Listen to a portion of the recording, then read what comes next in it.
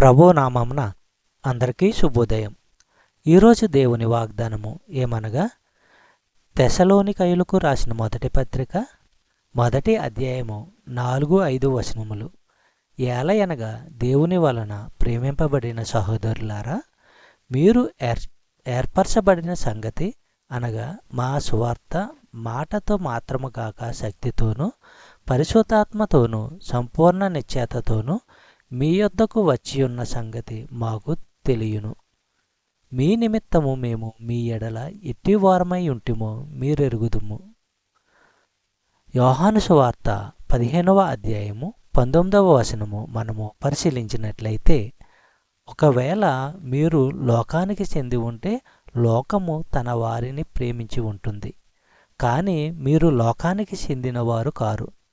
మిమ్ములను లోకములో నుంచి ఎన్నుకొన్నాను. లోకము మిమ్ములను ద్వేషించే కారణము ఇదే. లోకానికి అంటే నిజ దేవునికి విధేయత చూపనే అవిశ్వాస లోకము.